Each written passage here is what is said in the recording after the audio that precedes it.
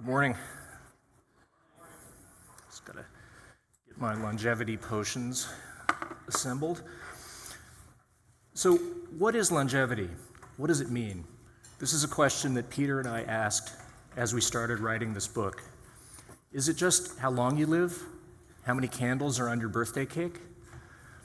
Most people say they actually don't want to live a long time because they've seen their parents and grandparents suffer through the ill health and decrepitude that too often accompanies older age. One reason we wrote this book was to rewrite that narrative and help you chart a better course, a better future for yourselves, and outlive your expectations. Thanks for having me to Nashville. It's my first time here. I was the only person in the airport who didn't have a guitar yesterday. But I'm going to try to entertain you anyway. I was scrolling through Twitter and wasting time the other day. I came across this map. And first I thought it was a political map. And thank God it's not, because you see Idaho's blue, and Utah, where I live, is blue. It's a longevity map, a life expectancy map of the U.S. by county, and it's fascinating. But so counties where people live longer than average are blue, and where they live shorter than average are in red. But there's this little dot of blue in the middle of Tennessee. I guess that's Nashville, right? I think so. So good job. You guys are living in a blue zone. But the other thing that jumped out at me is this huge gap between the shortest lived and longest lived people in this country, 20 years. So that's really interesting. And there are a lot of, probably complicated reasons for that, but it tells you that when it comes to longevity, there's a lot of wiggle room. And it doesn't just depend on your zip code. So the map's a little bit misleading, but it has a lot to do with your choices, your habits, the things you do in your life. If you move down to Alabama, you're not just going to drop dead, right? A lot of it's up to you. So that's kind of what we're going to talk about. Okay. You're probably wondering about why I have a bottle of olive oil up here at 8 o'clock in the morning. And, it's 5 o'clock somewhere. But the real reason I have the olive oil is to illustrate a point from probably my favorite study of all the studies that we talked about in the book. And that was a Spanish diet study called Predimed. And so this was about 10, 15 years ago. They had about 7,500 people, and they split them up into 3 groups. And so 2 groups were told to eat a Mediterranean diet. It was a Mediterranean diet study. And the 3rd group, the control group, was told to eat a low-fat diet, which was the standard healthy diet at the time. So in addition to that, sounds kind of boring, right? In addition to that, they gave one of the diet groups a bottle of olive oil, a big bottle of olive oil, every week. Then the second Mediterranean diet group, they gave them a pound of nuts every week. And then the control group, they also got a gift, but just so they didn't feel left out. Okay, I'm talking about a study. It sounds a little bit boring, but the results were really dramatic. They were so profound that they actually had to stop the study early because it was unethical to continue. And the reason was the people who got the olive oil had about a 30% lower incidence of heart attack, stroke, and cardiovascular death as compared to the low-fat control group. And the people with the nuts had the same result. So this is a really dramatic finding for a diet study. Typically, one group loses a few pounds versus the other group, and then they call it a day. This was heart attack, stroke, and death, so what the scientists call hard outcomes. So really, really a profound outcome. So it made the front page of the New York Times, and everybody said, this proves that the Mediterranean diet is the healthiest diet, and we should all be eating the Mediterranean diet. But Peter and I and our research staff took a closer look at the study, and we found that the people in the study weren't doing such a great job of following the Mediterranean diet. They got about a C- for diet obedience. So what was it? So we kind of came up with a theory. Oh, well, was it the olive oil? Is it some magic longevity potion? And by the way, the person who asks the best question can have the olive oil at the end of this. So is it some sort of magic longevity potion? Well, it's pretty good for you, possibly, but then the nuts people also did well. So our theory was that just the act of giving the people the olive oil or the nuts helped them create change, broader change in their lives. So if you think about it, if you're getting, what's a southern expression for a large quantity of something? A what? A fat load. Awesome. Okay. Getting a fat load of olive oil every week, you're going to be doing things differently in the kitchen. It's going to change the way you cook. You're going to be eating more salads. You're probably going to be eating less processed food. You're going to be cooking more. You might be having meals with family and friends. It's going to have a ripple effect in your life. And the same with nuts. Nuts are underrated. So if you're getting a big old fat load of nuts every week, and you stick them in the front of the cabinet, and this is what we do in our house, put the nuts in the front of the cabinet, so you when snack time rolls around, you're reaching for the nuts, and you're not reaching for the Pringles. And by the way, there's all kinds of research saying that eating nuts is good for your metabolic health. It makes you less hungry, makes you less sort of sugar crashy, and you eat less calories. So nuts are good. Anyway, my point is, it's this concrete thing, a concrete change that you can bring into your life that has beneficial effects across the rest of your life. So I guess my goal with this talk is to help you figure out kind of what's my olive oil, what's the change you're going to make in your life and your health. Okay, you guys are business people, entrepreneurs. I wanted to step back and talk a little bit about how this book came to be, because it was really sort of like a startup or a business partnership. Peter had emailed me somewhat out of the blue about 6 years ago because I had written a book about longevity. I thought I was done writing about longevity, so I had written this book, Spring Chicken, which is really good, and you should order it. It's fun. It's a little jokey. But he wanted to get together and try to write a book together. So we met for dinner in New York City, and the thing I remember is that he ordered half the menu because he was on this crazy 1 meal a day fasting program. So I thought, well, this will be interesting, if nothing else. But we agreed that there needed to be a book about longevity that was really rooted in solid science and could help maybe drive a conversation about the future of medicine and how medicine needs to change to help people live longer and healthier.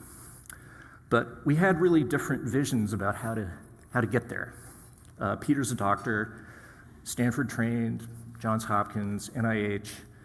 He's very science-oriented, he's very data-oriented, and his vision was really to write like a textbook, a book that was aimed at other experts, essentially, and full of tables, and actually a lot of these tables are in the book, studies, this and that. I'm an English major, and I'm about telling stories, because I feel that people don't really remember facts, but they do remember stories. So if you can put the facts inside some good stories, then you're getting somewhere. So there's one, oops, I'm too close to the speaker. One story in particular interested me, and Peter had an incredible story. Besides just being a doctor, he was an extreme athlete. He was a long-distance marathon swimmer. So he would swim. Right here, he's swimming from Los Angeles to Catalina Island, which is 14 miles of sharks. But at the same time, he had struggled with his health as a young man.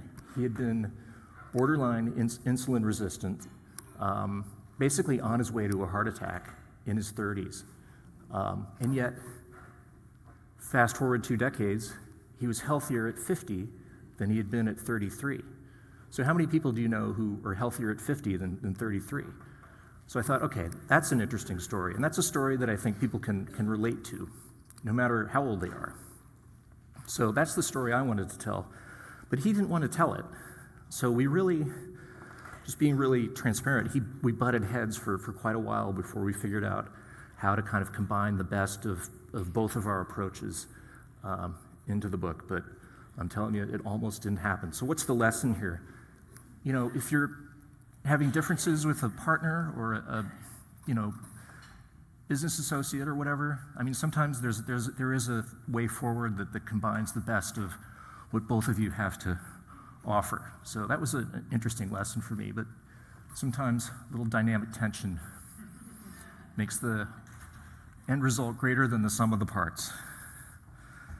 Okay, second, I'm a writer, not an entrepreneur, so a lot of this stuff was kind of like a revelation to me. And you're the first folks who are seeing these images right now. So, talking about branding, we were getting down to the finish line writing, and our publisher sent us some covers. They were like, what do you think of these covers? And they looked like this. And we were like, huh. But we were focused on the content. I'm about the content. And we went through about a month of conference calls and meetings and tweaking this and that before we sort of confronted the truth that these covers suck. Sometimes it's hard to say that something sucks. But I called up Peter. I was like, you know, there are 500,000 books published every year. And if our book is inside this cover, it could sink like a stone. It's going to look like every other business book. So we got to do something. We need some inspiration. So we found the best book cover designer out there, a guy named Rodrigo Corral, and we sent him the manuscript. Oh, by the way, the publisher is going like, you're out of time. You don't have a choice. We have to go with these right now, like tomorrow. And so we put our foot down and said, nope. Sent the book to this artist, Rodrigo, and a big check. And he came back with some options, some more inspired, more interesting options. I could poll the audience to see what y'all like, but I like the bull on the left and the scribble, but you know, the aura cover I can think was ultimately the way to go, because I think it's evocative and makes you think about your journey into the unknown, and it stands out. The key thing, it stands out. So we had this good branding all of a sudden, and I'm convinced that part of the reason this book became a bestseller is because of the striking cover. And it's been translated into 40 different languages, so it seems to work. I've seen, it works in Croatian too. Okay, back to the book.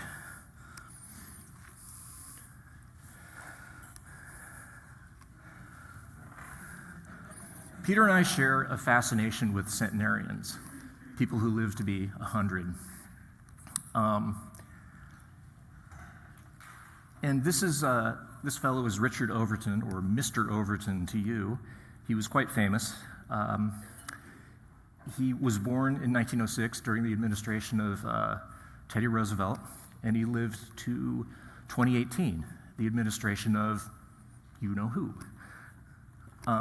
So quite a lifespan, and he was one of the oldest, longest-lived American men ever. He was what we call a super centenarian, because he lived to the age of 110, past 110. And super centenarians are the most elite club there is. For every super centenarian, there's like 100 billionaires. So not a lot of people get that old. Does anybody have a relative who lived to 100? Oh, wow. How about like a parent? Is anybody 100 here? How about a male relative who lived to be 100? Nice. What did your 100-year-old relatives do? What was their secret? Anybody? What's that? Oh, wow. Grew their own food and farmed. So gardening is really good. And eating your own food. That's interesting. Well, Mr. Overton, by the way, he wasn't drinking olive oil. He was drinking Jim Beam, in addition to his cigars. But the thing about him that's amazing, you look at this picture, you go, wow, he lived so long. The amazing thing about him is that he stayed healthy for so long. He was driving his pickup truck. He was living on his own. He was lighting his cigars from the stove, like almost up until the day he died. So that's the really incredible thing about him. And we call that health span. So how long you live healthy, how long you live free from disease or disability. That's the technical definition. It's really how long you feel good. And the bad news is, typical American gets to about age 63 before they're diagnosed with some sort of chronic illness or some situation that sort of compromises their quality of life. And that's a problem because we live to be 79, 80. So you're talking about 15, 16 years in an unhealthy state. So that's kind of the problem we're trying to solve here. And so we visualize it as Peter's a math guy. I'm a little bit of a math guy. Drew a lot of graphs. So we visualize it as kind of a function. So you have your health span on the vertical axis, and the black line is sort of the life course of the typical person. You kind of cruise along until middle age and start to decline a little bit more, and then you reach older age and you're at a threshold where your health isn't so good. But then you live another 10, 15 years in that unhealthy state. So our ideal, and this is what a lot of centenarians accomplish, they kind of push the curve up and push it out and kind of square it a little bit. So you're cruising through middle age and you're doing great. And you get to be 60 and you're like a 40-year-old. You get to be 70, you're like a 50-year-old. These people are extraordinary. And then when the decline does come, it's steeper and shorter. So you spend less time basically suffering. It's about reducing suffering. You spend less time in poor health. So that was our goal, really, like how to do this. So how do the centenarians do this? Well, they delay chronic disease. So they basically put it off. So heart disease, cancer, Alzheimer's and neurodegeneration, and type 2 diabetes. So those are the diseases that we call the horsemen, the four horsemen of the longevity apocalypse. Centenarians and long-lived people develop these diseases a decade or more later than average, if they develop them at all. They don't get cancer often, or they don't develop Alzheimer's disease or diabetes. Second thing they do, they maintain physical and cognitive function. So I think about my grandmother, who lived to be 102. She was trucking up and down the stairs in her late 90s and beating everybody in Scrabble. One of her last games, she came from behind and killed us all with a 7-letter, 66-point word: titties.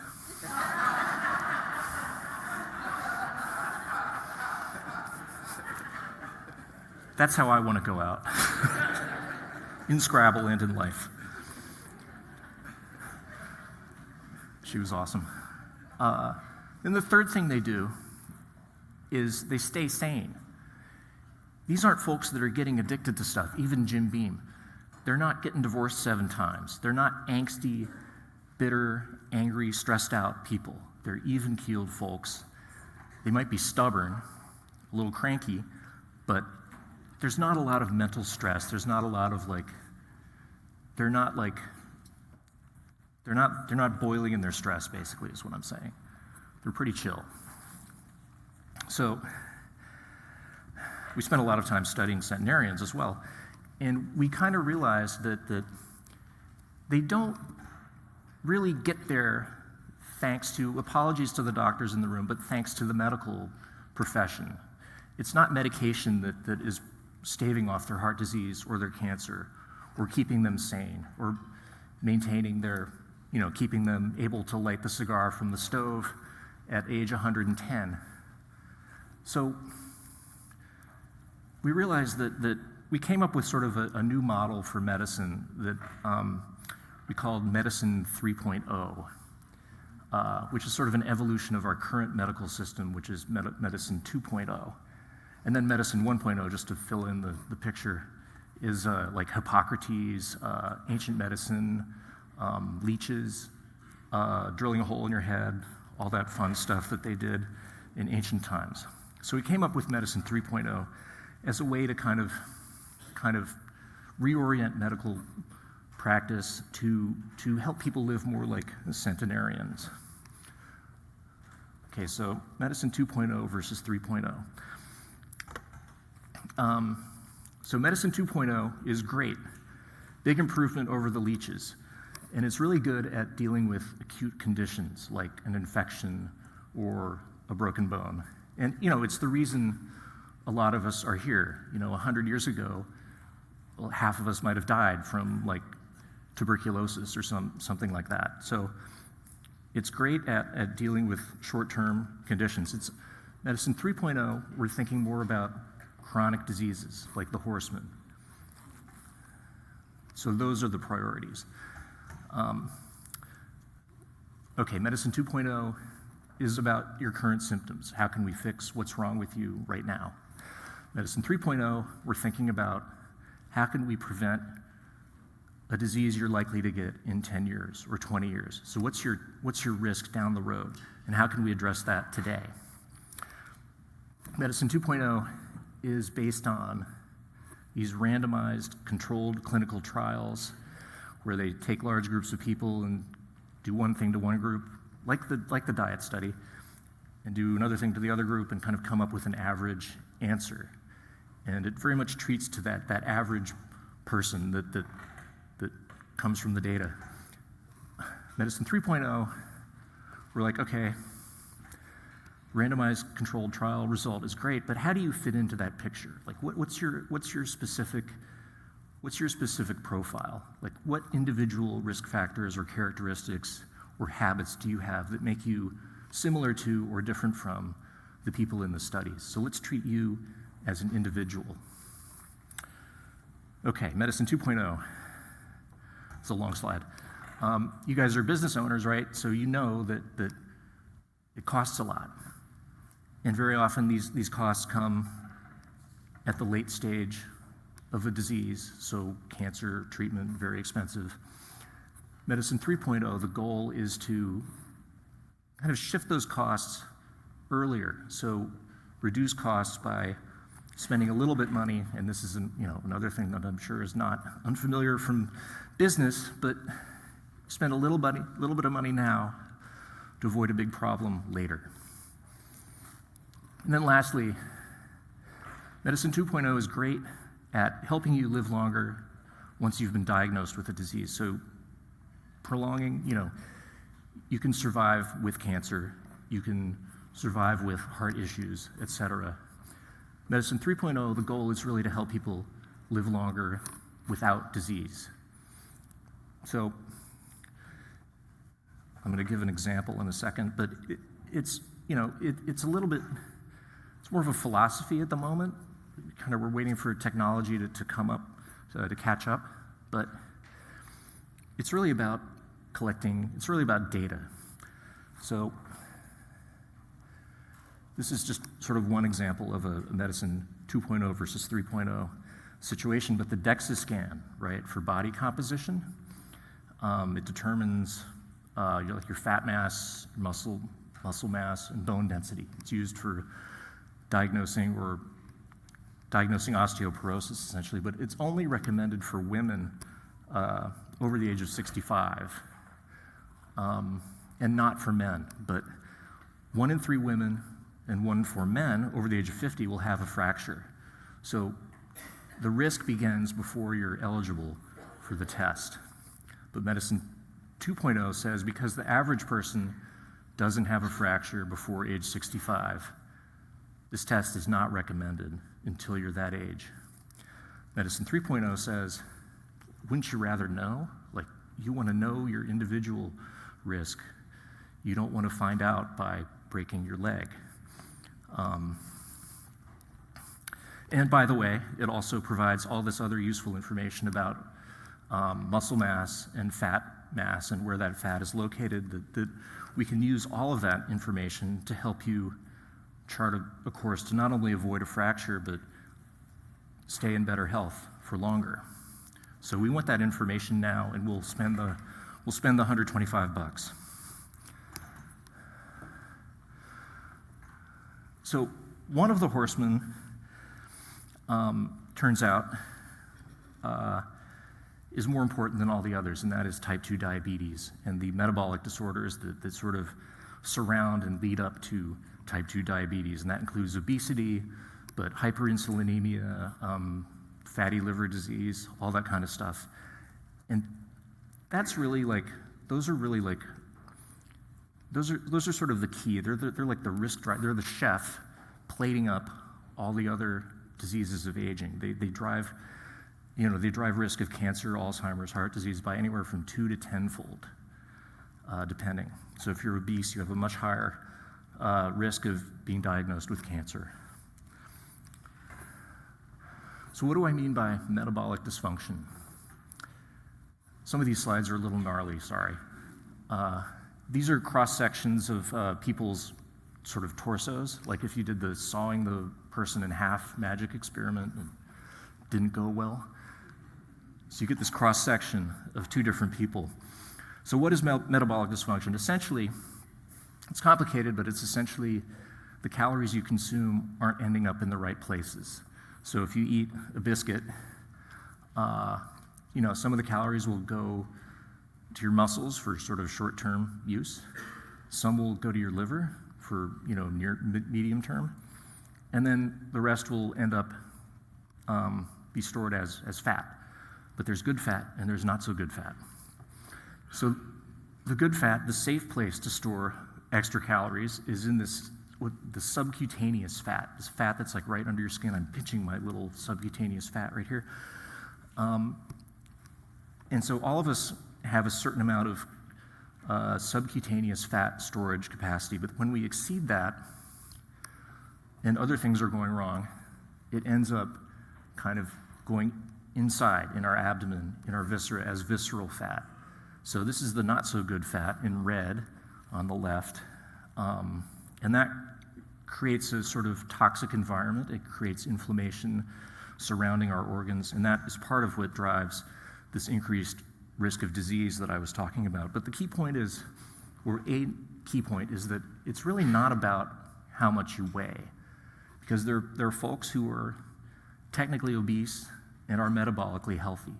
They just happen to produce a ton of fat and have a lot of storage capacity. But by the same token, there's lots of thin folks, normal weight folks, who actually are metabolically healthy, and they look like the person with all the red stuff. They have a lot of fat packed in there. So not about how much you weigh. So docs came up with a way to kind of quantify this, and these are useful metrics, I think. It's not the whole picture, but they define something called the metabolic syndrome. So if you have 3 of these 5 things going on, so large waist circumference, high fasting glucose, high blood pressure, and I'm struggling with that at the moment, a little bit high, high triglycerides, and low HDL cholesterol. But really, if you have one of these going on, you need to pay attention. Okay, symptoms. It's, you feel fatigue, inability to focus. You have fatty liver. There's something called non-alcoholic fatty liver disease, which is really the first step. It's sort of a silent epidemic that a lot more people have than they realize, and it's the first step down the road to cirrhosis. So it's bad news. And then erectile dysfunction. Did I say erectile dysfunction? Yeah. polycystic ovarian syndrome and things like psoriasis, probably driven by inflammation and erectile dysfunction, by the way. Okay, let's get that. Okay, that's enough doom and gloom for one morning, I think.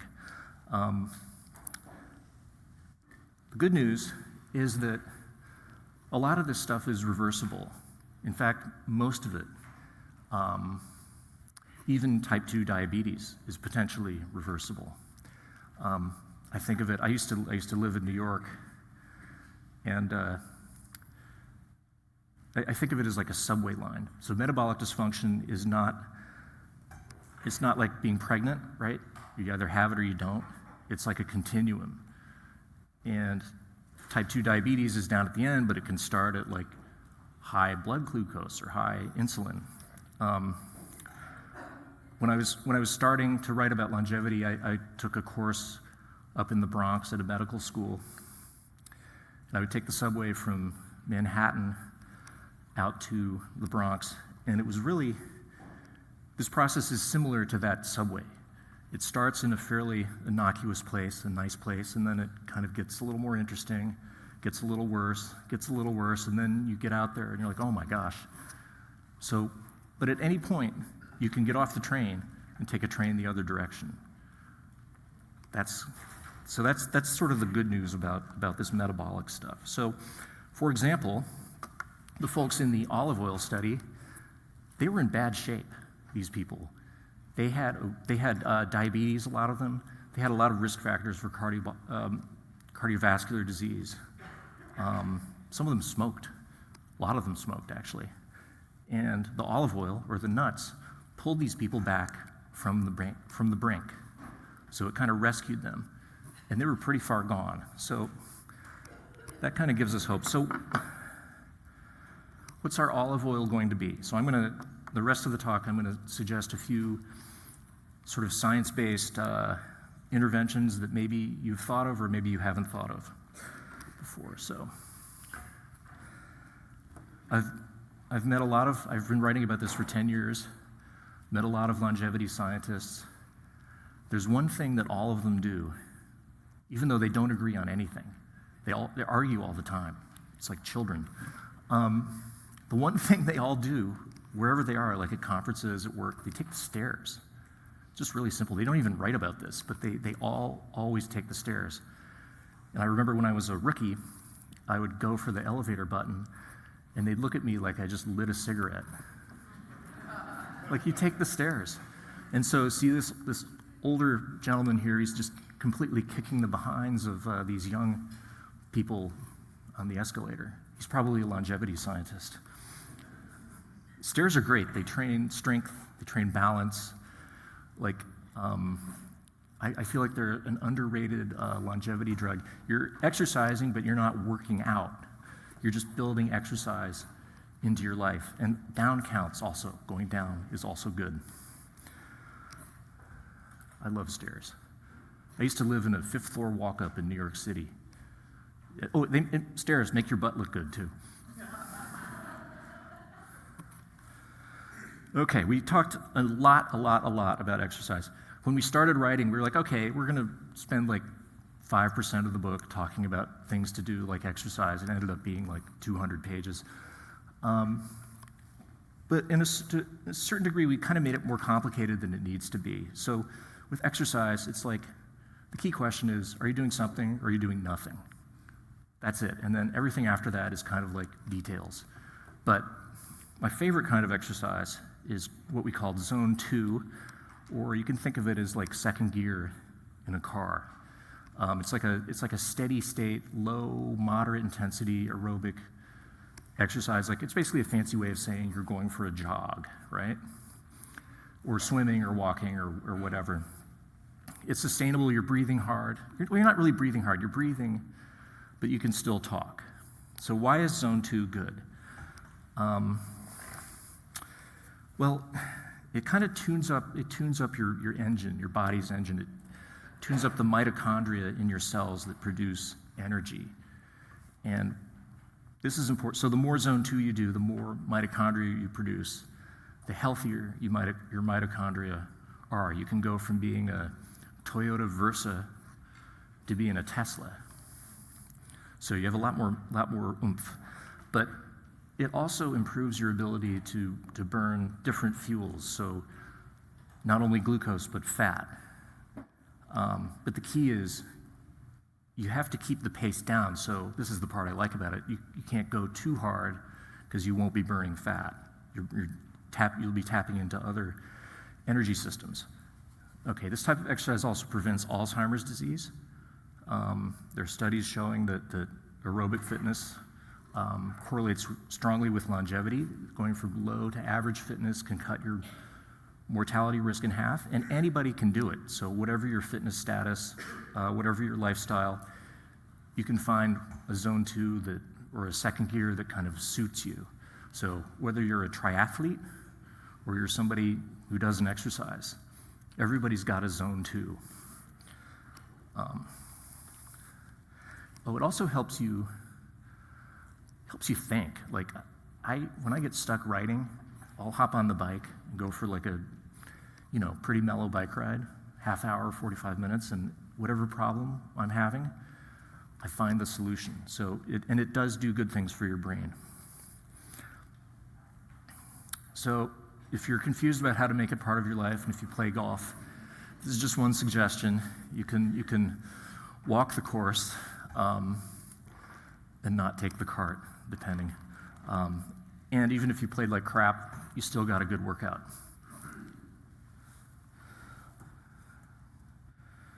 I used to play a lot with my dad, and he would always walk the course, but he would like run, he'd like sprint. So he'd no practice swings, just whack and take off. And so it was like running a 10K.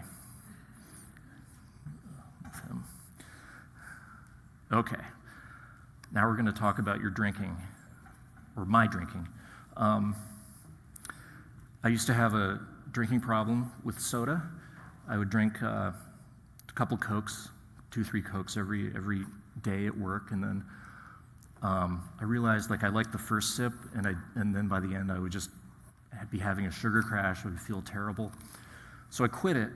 It was the only New Year's resolution I've kept, and I didn't realize what a good idea that was until we wrote this book. I'm going to ruin your sweet tea or whatever sweet drinks we like here. Sodas, zero nutritional value, right? There's nothing good about a soda, except sometimes it tastes good. But the real problem is that they're sweetened with fructose, which is the sugar from fruit.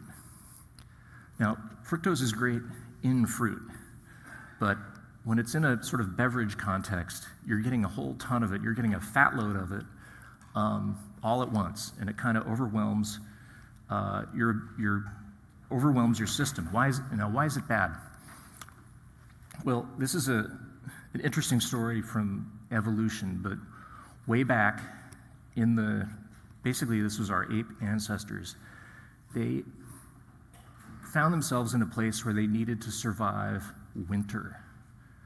And so they acquired a mutation, a change in their genes that caused them, when they ate fruit in the summer, to store tons of fat.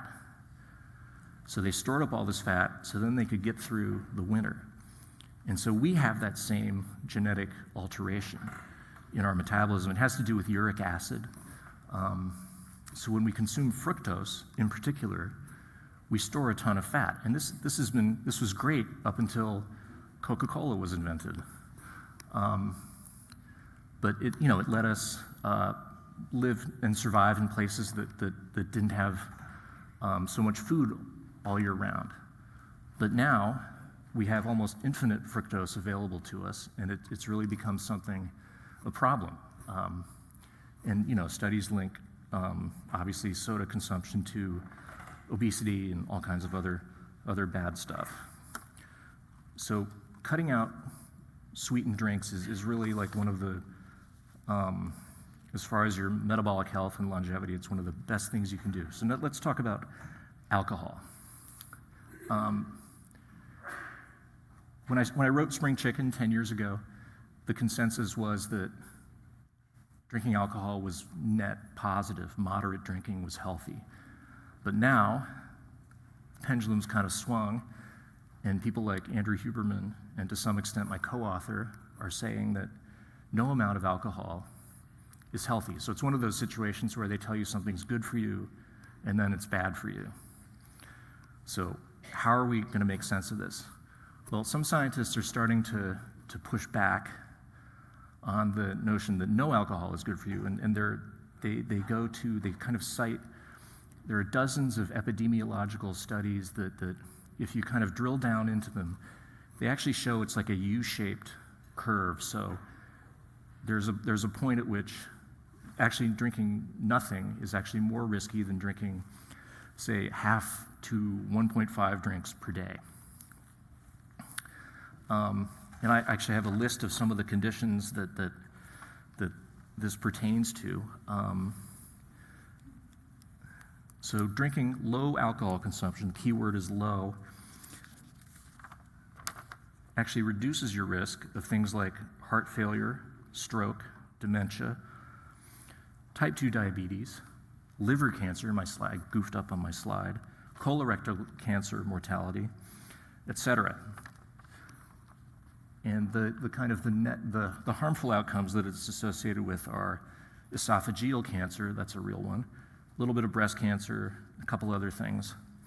But I think the point is that the jury's still out on alcohol.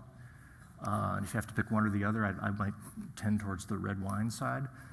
But I don't know, maybe a good metric is whatever you're doing with alcohol or soft drinks, try to cut it in half.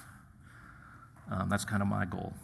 And my olive oil is, I've started getting those like non-alcoholic spirits. Like I have a fake tequila that I like, that's pretty good. It's peppery, it's pretty tasty. Okay, now we're gonna go back into boring but important.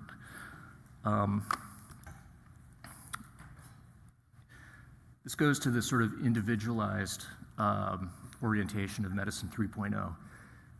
You know, we really struggled writing about diet and nutrition because there's so many warring camps, right? And so many labels. And so we thought, okay, we're gonna boil it down and not talk about vegan or paleo or low fat. We're just gonna say, we're just gonna look at how does your diet impact your metabolic health and your metabolism? So the way to figure that out, best way to figure that out, is through continuous glucose monitoring, which is the little doodad that you wear in your upper arm and probably seen it on TV. And that senses your glucose in real time and sends it to your phone. And you end up with a plot like these here.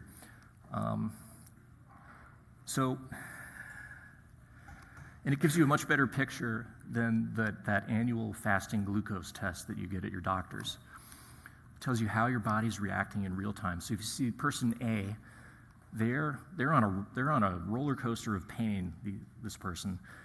Blood sugar is shooting way up to 300 in the morning, crashing back down to 50, probably feel like they're about to pass out. Then they eat lunch, goes back up, and then it crashes back down.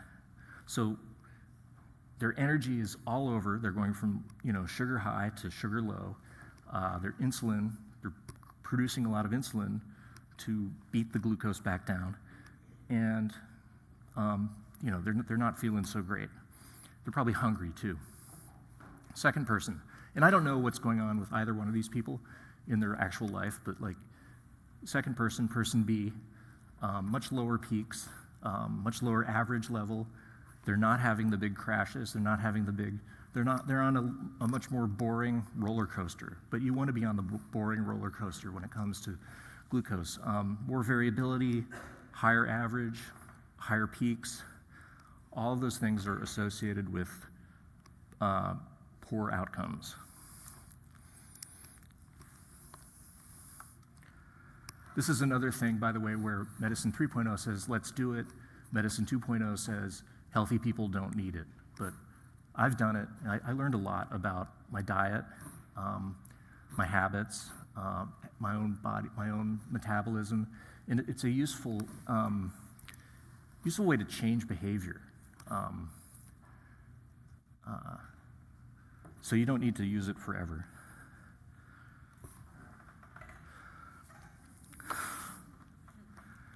Okay, what's your weakness? Here's another confession. I wrote a 500-page book telling people to exercise and strength train. I actually hate strength training. Don't like going to the gym. I like being outside. But I'm 56 years old, and I know that as I get into my next decades, it's going to be harder and harder to keep muscle mass. And if I want to be like Mr. Overton or my grandma, I'm going to need to have a little bit of strength to get there. And you can tell I avoid it because I didn't get the honkin' big bottle of olive oil because I didn't want to have to lift it up over and over again. So I won't bore you, but I've essentially, I started kind of forcing myself to go to the gym. My teenage son also started going to the gym, so I had to keep up with him, a little bit of motivation. So I try to do that twice a week. Point is, what's the thing that you avoid? What's the thing that you avoid dealing with? Think about that and try to figure out the thing that you avoid doing. Try to figure out a way to kind of make yourself like it. Like, I didn't like going to the gym at first, but I kind of, now I feel like a satisfaction of pushing the metal around, and it's good. It's part of my life. So figure out the thing you're avoiding doing, and figure out a way to make yourself do it. Anybody watch the college football championship? Yeah? No? Nobody watched it? I was born in Tuscaloosa. Roll Tide. But I live in a house full of Michigan fans. So it was a little difficult. I'm talking to them again, it's fine. Anyway, so after the game, it was really interesting. The Michigan quarterback, the first person he went up and hugged, it wasn't his mom, wasn't his coach, it was the team psychologist. And so it turns out he's been working with this psychologist and other psychologists since he was a teenager, J.J. McCarthy. And he's been meditating, and which I think is really interesting. And this is him meditating against the goalpost here.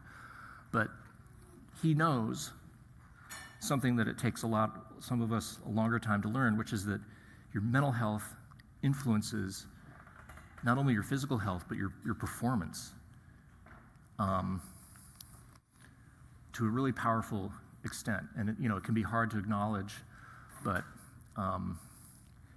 he's made this part of his life. He's made meditation part of his life. He does it every day. And not everybody, there's certain people like me who are like, I'm not going to sit cross-legged and do a conventional meditation, but I'll do something that looks like meditation. So whatever that looks like for you, whatever that moment of stillness looks like for you, I think that's a really important thing to add to your day, just to sort of return yourself to center. For me, it's a yoga class or a bike ride. And then another thing I've been thinking about is how do you reduce the total stress load in your life, right? There's all the little things that drive us crazy, like the Uber is late. Like last night, I couldn't get an Uber for some reason, and traffic was terrible. So don't let that stress you out. Driving. So when I'm driving in Utah, we have a lot of really bad drivers from California. And instead of doing what normal people in Utah do, which is scream and wave a middle finger or their gun, I just turn the radio to the classical music station, get in the right lane, and just let everybody go by. Just try and calm myself down. Last thing, mental health is really tied to sleep. So I found that prioritizing sleep and going to bed at a decent hour, in short, and getting all the bad cues out of my bedroom, like the little blinking red lights and everything that interferes with my sleep. I try to eliminate those. And because when we're in deep sleep, and especially REM sleep, when we're dreaming, we're actually processing our emotions, processing our feelings, and it's our brain's way of getting you ready to start the next day with a clean slate. Okay. Almost done. So we call this book Outlive, but it's really outlive your relatives. So a really important part of the sort of longevity equation is knowing why your relatives died, why your family members have died, and when. And so if you have cancer in the family, or if you have Alzheimer's disease, my father is struggling with Parkinson's disease, that should be on your radar. And so a really big one, an easy one to deal with, is early heart attacks. So if you had somebody in your family who passed away from a heart attack sooner than like 60, 50, it's likely there's a chance that this little cholesterol particle might have had something to do with it. It's called lipoprotein A, or LP little a, and as you can see, it's kind of a janky thing. It's got these like slinky-like tails attached to it, and it goes banging around through your circulation, picking up all kinds of junk, and essentially depositing it in your arteries. So it really drives early cardiovascular risk, and it's causative, and it's genetic. So especially if you have that history, it's really important to get an LP little a test. We've known about it for like 40 years, but cholesterol guidelines are just sort of catching up now, and they do recommend a test. So everybody should get this test. It also turns the valves, the little leaflets in your heart valves, kind of turns them to bone. It's a pretty gnarly thing. So yeah, get the LP little a test. There's not a ton you can do about it, but there are some drugs coming down the pipe that will lower LP little a, and then we'll be seeing the ads on TV. We'll be hearing a lot about it. Okay, my olive oil, or my sort of baseline wellness practice has to do with these guys walking these my dogs, Boomer and Bodie. Bodie's a red-bone coonhound. And they're a pain in the neck, but they get me up every morning. They get me out. I get, no matter what, even if I do nothing, I'll have gotten 45 minutes of decent walking exercise every day. I get social interaction with my neighbors, which is important. I work at home. I work by myself. So I like seeing all my little dog walking buddies. Patting dogs is good for my blood pressure. And then I listen to audiobooks and podcasts and stuff, so it's good for my cognitive health. So these guys are my olive oil.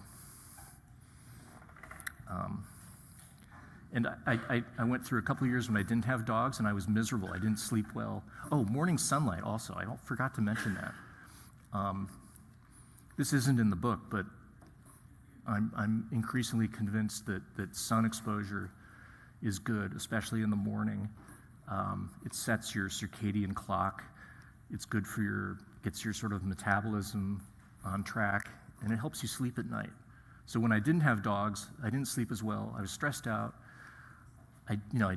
Sometimes I didn't go out until the afternoon. So I'm glad these guys are here for me. Anyway, a few ideas, some of which I've talked about. One good one is setting a goal, like sign up for something, like an event that's like outside your comfort zone, maybe a little longer than you'd want to run. And then you have a deadline, and it forces you to prepare for it, to train essentially, and you learn a lot about your body that way. What else? Sleep divorce. That's a tough one. But sometimes some of us have partners who snore or flop around a lot. You might try sleeping in a different room. I don't want to be there when you have that conversation. And then I'm just going to cherry pick, but something I'm looking into and something I've made part of my life that I think has real potential is sauna use. And I'm talking about like the real Finnish sauna where it's like steamy, it's really hot. You go back and forth to like a freezing cold shower or a plunge. And that's kind of my reward for strength training. But there's a lot of evidence suggesting that sauna use is beneficial and that it's dose dependent. So the more you do, the people who do 4 to 7 sessions a week do a lot better than the folks who do 1 session a week. So there's something there that's interesting. Anyway, I'll leave you with one last thought from Bruce Lee. He was talking about kicking people in the head, but it also works for this stuff. Absorb what is useful, discard what is useless, and add what is specifically your own. So with that, I'll take any questions anybody has. And there's a microphone right there.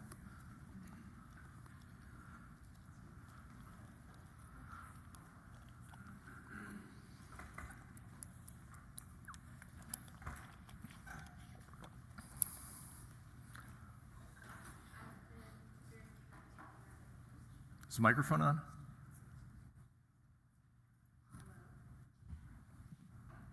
Hello? Thanks.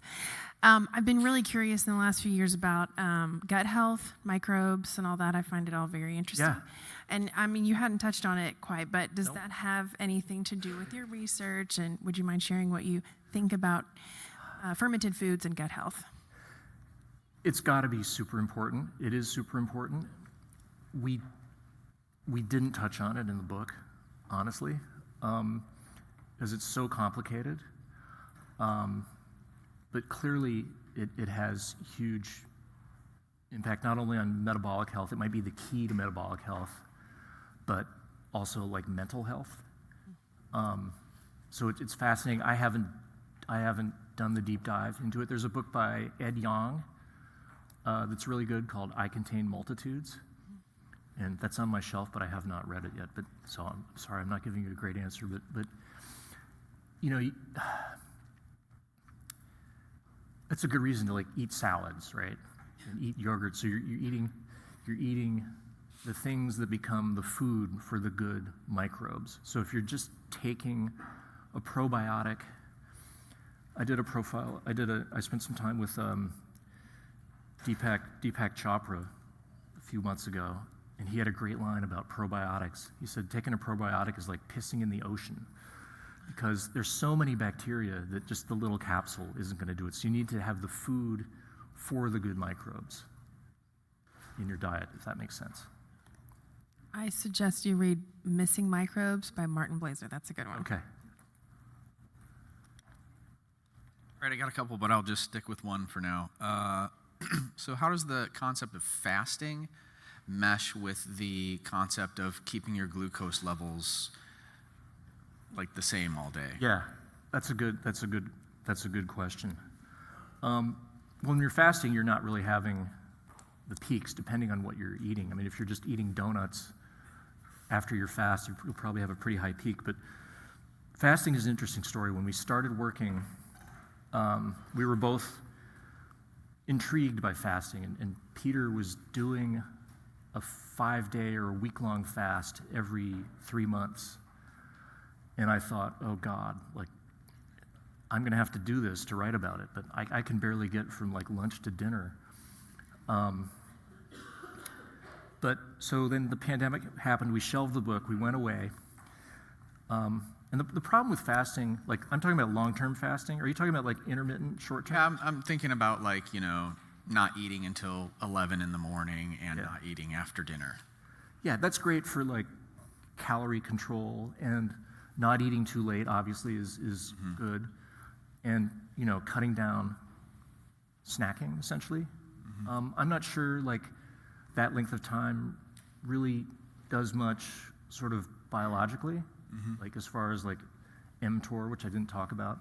But what we realized, that like there's not a whole lot of great data supporting long-term fasting. If you look in the literature, you see things like the Minnesota starvation experiments, which are just terrible. But then, we came back to the book after the pandemic, and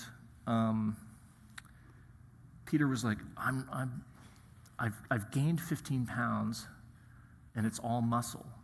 So he had stopped fasting, he kept exercising, and he'd put on all this muscle weight. And so it was like, aha, that's the problem with fasting. And some of the literature supported it. So people on like alternate day fasts, they lose weight, but you're losing muscle first. So that's kind of the downside of fasting metabolically. As far as like glucose variation, I don't know.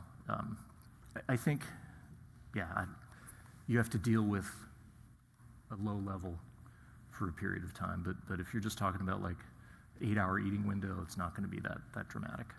Okay, thanks. Yeah.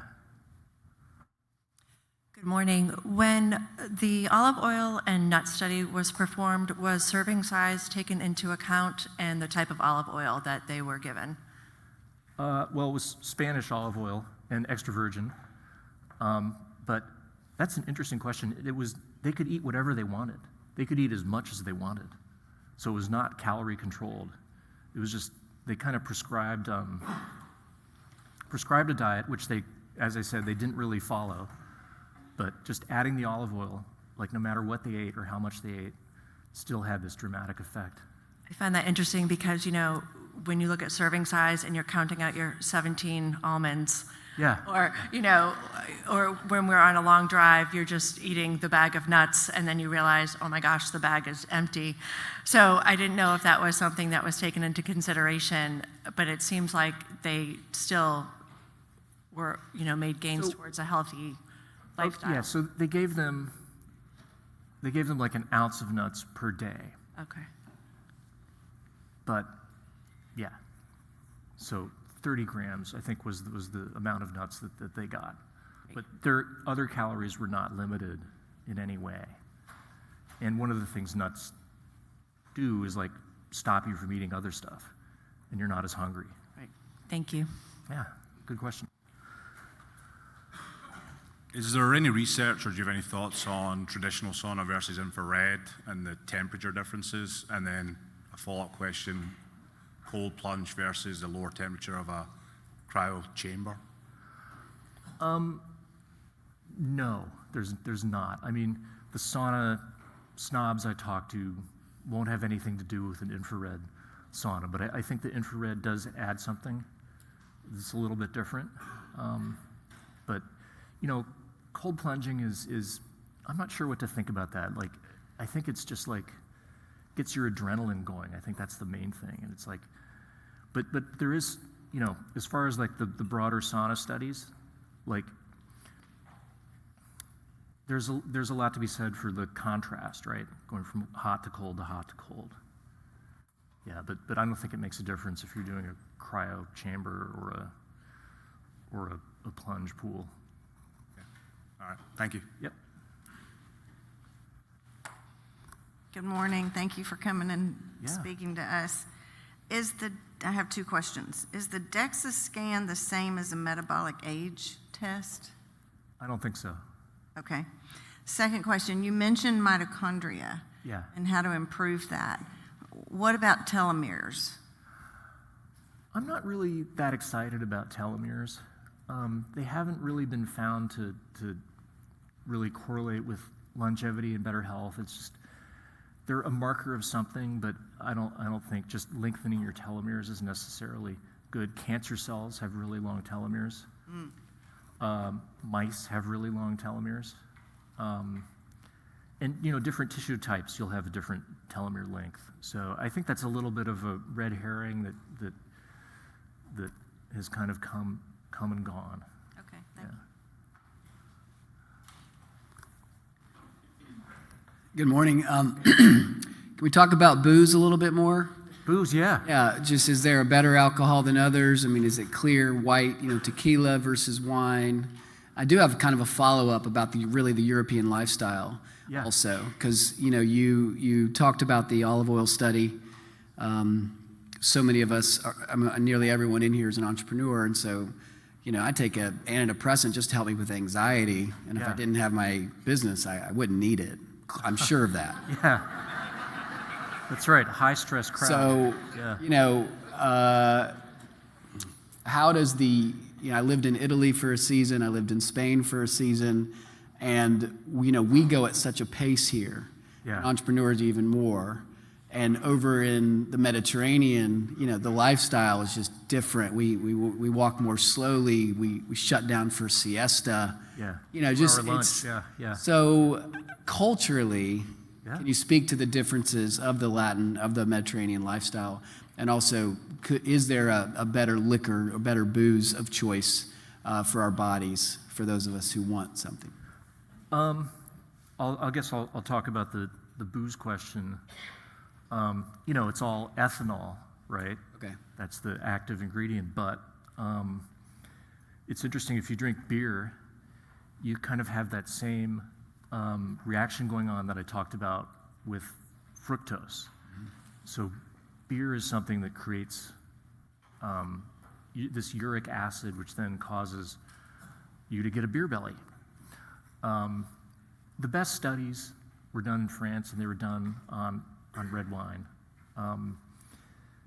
If you're concerned about, like, red wine gives you a headache, though, so that's the downside. But they've also compared, and these are somewhat older studies, so I'm a little hesitant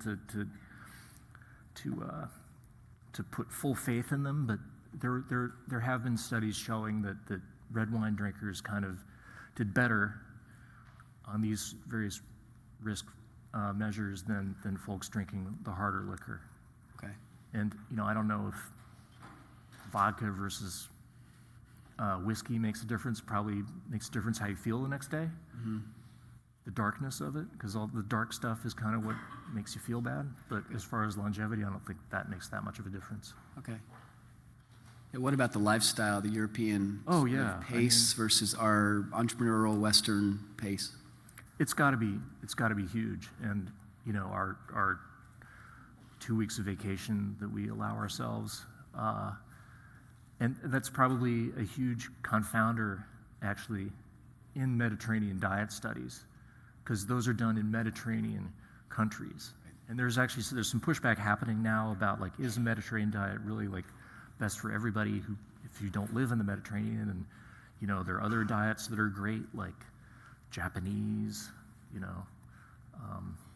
So yeah, the lifestyle's got to be a huge part of it. Okay. I mean, I'm increasingly convinced that psychological stress causes disease.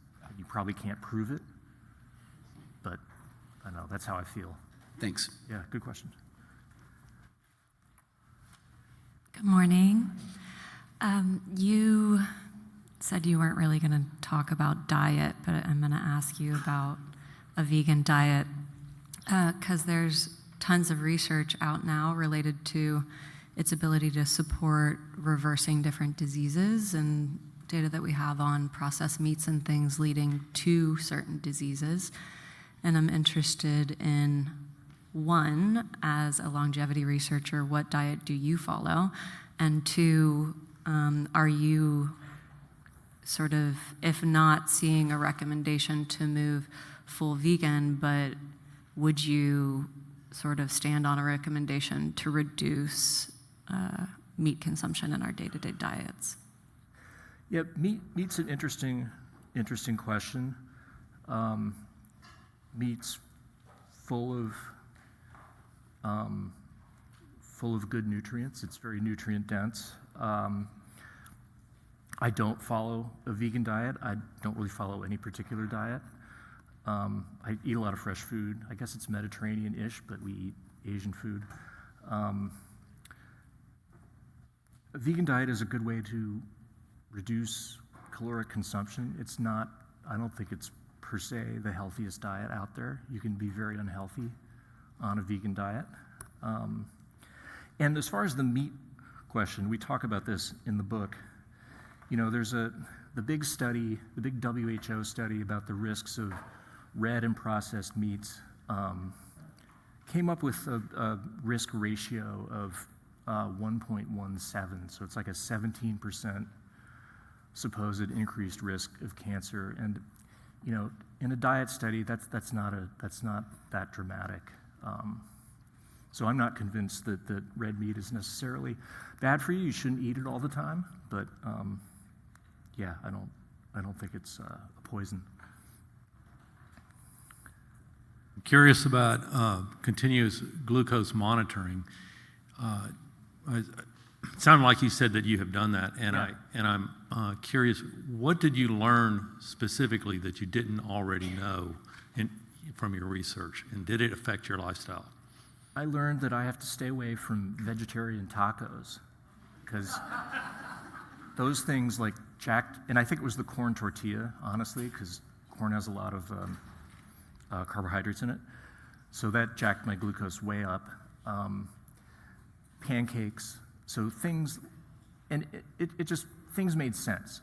So like, why do I love pancakes and maple syrup especially, but why do I feel like crap 2 hours later? Like, oh yeah, well my glucose went to like 275 and now it's down at 65. So it kind of confirmed a lot of things. And it also confirmed like how important even like a small amount of activity can be to regulating glucose levels. So going for a walk after a meal would just really keep the peak down and bring things down more quickly. Yeah. Okay, I'm back. So on your point about fructose in beverages turning straight into fat, Yeah. I have a two-part follow-up on that. So first of all, does that include sucrose as well? Does that have the same effect with sucrose? So table sugar is like half fructose. Okay. But fructose, so it's not just high fructose corn syrup. Mm-hmm. You know, it's regular table sugar is half. So they're the same.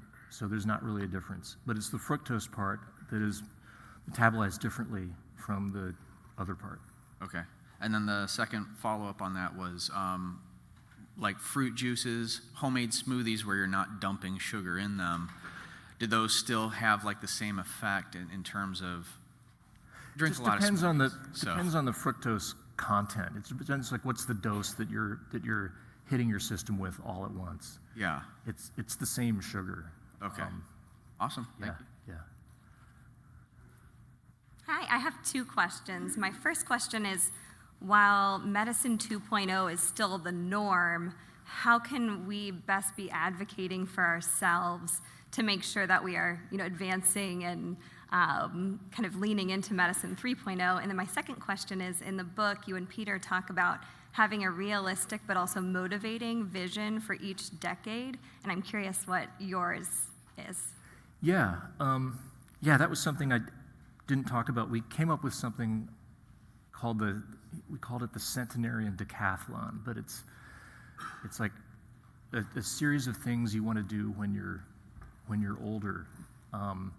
So it's things like if you want to travel, you want to put your suitcase in the upper rack of the plane, and then you kind of train towards those goals. Or you want to be able to walk 3 miles. You want to be. So what do you need to be doing now to be high functioning when you get older? So you asked me what my motivator is. I'm a skier. I live in Utah. I ski as much as I can in the winter. So, and there are all these like really old guys and women out there who are like 90 years old and they're still cruising down the mountain. So I want to be one of those guys. So not getting hurt is also a big part of it. So, gotta be. We'll see how that works out. I don't know. Thank you. Good morning. As we are, or I am exploring Medicine 3.0, right? What are the best practices for doing that on your own versus like finding someone who can help you and assist you, and like, what are some of the pitfalls? And one of the roots of my question is like, it's sort of taking me down a path towards functional medicine, right? And some of those doctors have really good suggestions, and some of their suggestions, kind of like the quote that's up there, like might be a little crazy and may not work. And so, like, how do you, short of me being like a body hacker, and like I don't want to go in that end of the spectrum, like, what are the practices for someone who's interested in this, you know, who, as Dave pointed out, is also a really busy, stressed out entrepreneur. So like, I know there's just baby steps of like meditating would be good. Like, how do you determine who would be a good Medicine 3.0 doctor, and how do you find that person, and what would you be looking for? That's a tough one. A lot of the stuff we're talking about is it's kind of like self-directed and self-motivating. So, I mean, a lot of docs, and we're going to hear from from some doctors today. They're constrained by the insurance model, right, and what's covered. I don't know. You have to find somebody who will give you that LP(a) test, and who seems to care and asks the questions about, what are you doing for exercise, or how are you sleeping? And, the person who asks more questions, and it's hard to find. I'm trying to find somebody like that myself. That's what I was going to say. And I ask Peter my medical questions, but like finding a practitioner is tough. And you're going to have to probably, there's a huge opportunity, I think, for doctors to expand into that type of practice, but it's hard to find at the moment, and you'll have to pay for it. Got it. So is effectively your version of it basically like, hey, Peter, let me take your playbook and I'm going to go try what works for me, and go find somebody who will get me the test? Is that, because that's kind of... So the centenarian model is you're kind of not needing the things that a conventional doctor offers. But, you just find somebody who's like prevention-minded. But a lot of it is up to you. Got it. It's helpful. Thank you. I've got, excuse me, 2 questions. I understand that olive oil is really an example for implementing new habits, but since we talked about it, I'm curious if you have any thoughts on the new research of having raw olive oil versus heating it and the release of free radicals, and instead going back to using things like coconut oil and butter and ghee for cooking. And then the second thing is regarding the lipoprotein, your thoughts on its function or its power over us versus epigenetics, and this new study that we can control our genetics. Which study is that? Epigenetics, we're really using our brain power and our mind to change the functionality of our body and the chemistry of our body. Yeah, that's another thing like the microbiome that we're kind of learning about. I don't think you can't change your genome, obviously, but you can influence which genes are activated and which are silenced. Back to the olive oil question. The bad stuff with oils happens in the processing. So oils that are heated up in the processing can create some problematic chemicals. Olive oil is cold pressed, so that doesn't really happen. If you heat it way up, you start to get some things that aren't that great. I'm fine with coconut oil and ghee. You're not eating a ton of them, so. As saturated fats, they're saturated fats, but I think they're okay.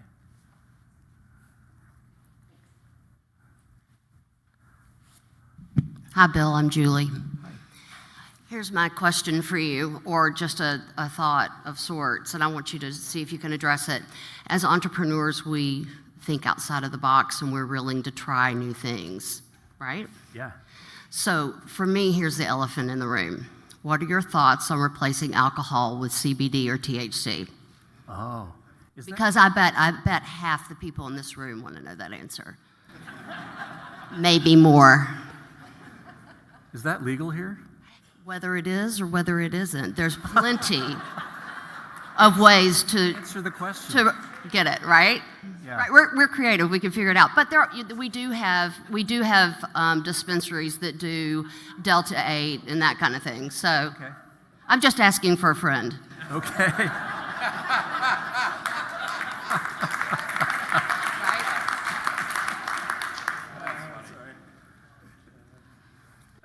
Wow. Nobody else would ask. I was waiting. I was hoping no, somebody else that's would a ask the question. So the research is not like there's not a definitive answer yet about THC or CBD. You know, I get really silly when the THC hits. Like I start giggling. It's really bad. So that's never a good night when I start smoking pot. I start like hanging on, it's like, oh, I can't walk. I think it's fine. I mean, whatever you need to do to relax and de-stress, and if that works for you, I think that's great. So my question is, let me ask you another question. Here's what I know about me, and this is specifically about me. I'm totally allergic to alcohol. Like I can have a drink. Yeah. And the older I have gotten, the worse the reactions have gotten, and they become skin reactions, rashes, and things like that. It's not just a hangover, right? Yeah. So I drink 2 or 3 drinks every 2 or 3 weeks, generally, because if I drink several days in a row, like I did over Christmas, I get rashes galore. It's bizarro. And I also have decided, one way or another, that I think, and I would like your thoughts on this, is that drinking alcohol surely is worse on my liver and my body 100%. than having a gummy, for example. 100%. Okay. Yep. Yeah.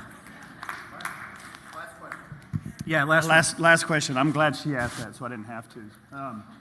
I look forward to reading your book. Thank you. I've not read it. I have read Lifespan. David Sinclair. David Sinclair, yeah. 3.0 sounds very similar to precision medicine, right? Yeah, it's a familiar concept, yeah. One of the things that you didn't talk about, I'm curious, you know, in his book, he talks a lot about the precision medicine concept and supplements and minerals and doing the DNA testing and kind of reverse engineering. You talked a little bit about probiotics, but you didn't talk about some other things, which he talks a lot about, like metformin, and it gets into a lot of other specifics. Did y'all do any research around that? Is it beneficial? I mean, I've seen other things where other doctors are like, well, of course they're pawning all these other things because they're selling these things and there's not enough studies. So it's curious as to whether or not you hear one group say supplements and they can be helpful and the others, you know, not so much. And Yeah. Oh, so Sinclair, as co-author, lives around the corner from me, interestingly. He's a friend of mine. But, you know, we are sort of I'm a supplement skeptic. And just because of the way the drug industry is structured and the way the regulatory framework works, like there's not an incentive for anybody to really do great research on supplements. And for some reason, the NIH doesn't fund it as much as they should. So it's really kind of like a Wild West.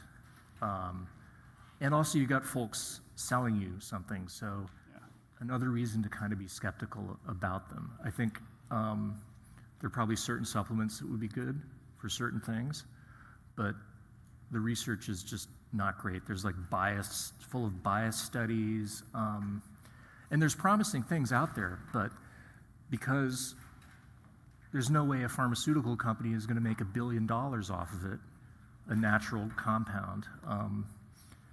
The research doesn't get done. And you mentioned metformin. I mean, that's a diabetes drug. It actually did start as an herbal remedy back it's like 200 years old. And somebody did make it into a drug, but yeah, the way it's set up, supplements are murky area. Did I answer your question? You had another part of it. Okay. Thank you. Okay. Appreciate it. I need my mic. Oh, perfect. Thank you so much. Everybody, please give him a round of applause.